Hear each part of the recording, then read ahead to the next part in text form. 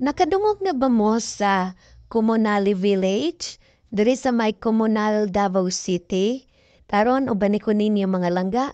First time nako makasulod diri na village. Kauban ako akong mga friend o bisitawon day namo ang isa namo ka amiga no. Pero wala man mi mga load, wala pud mi data. So dili namo siya makontak o wala mi kabalo kung asa dapit yang balay, wala katuod ang guard.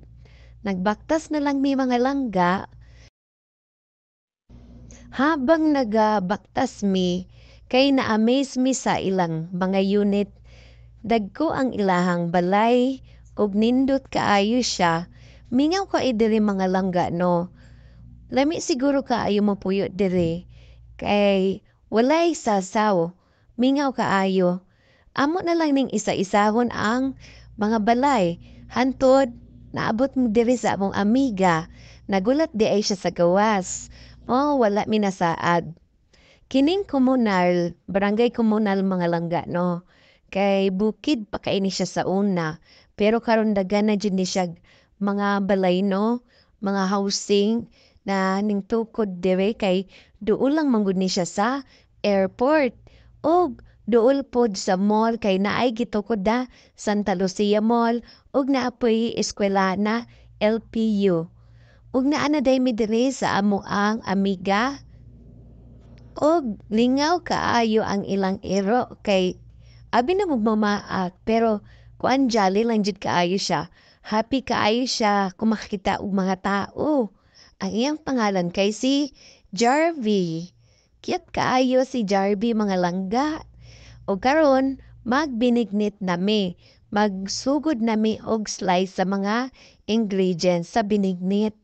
Namalingki na daay si Ate Imelda og si Grace kaganina og ingredients para sa among nimoong binignit ug ako sitting pretty lang kay gikapoy ibaksin man ko mga langga no anti-rabies kay gipa ako og earring didto sa biyawakin katong niaging Domingo man ang nagluyak ko kay after sa pag-vaccine sa ko nagkalintura ko. Ug naagdala pa daay si Ate Imelda og turon or lumpia. Panay siya lami kaayo ang iyang lumpia o gabang nagawlat mi na maluto ang ilang binignit kay nagkanta-kanta pod mi diri mga langga. Mao din niya ang among amiga ang tagiya sa balay si Ate Virgie. Ug gibalin niya ang among lumpia sa plato og si Jerby kay nagbihib da. Oge, ingnan ko sa bana ni Ate Virgie na manganta daw mi. Pero nagchika-chika lang jud mi no. Kay dugay-dugay pud mi wala nakabanding. Habang naga-sitting pretty ko kay giatagan ko ni Ate Virgie og kape. Starbucks na ini siya gikan sa US padala sa anak ni Ate Virgie. First time nako no abi nako siya. Pero kape gud siya mga langga. Lami kaayo na kape kay dili kay siya iso. Tapos humot pa jud kaayo. Pwede nato siyang ibalik-balik o gitaguan nato na para ekonomiya mga langga no. Duha day mi nagkapiani ang bana ni Ate Virgie og ako. Kay ispiso pa man kaayo siya. Niya naluto na mga langga ang among binignit perting lami Mao na among kaon kay gigutom jud mi mga tulumi ka oras na nag-standby diri nagsigig chika-chika.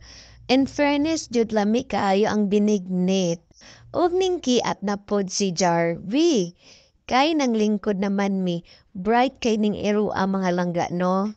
Kana tayong gibuhat nila Ate Imelda, mao na siya ang Aitera. Nindot kaayo na maayo jud ka sa imong mga balatian.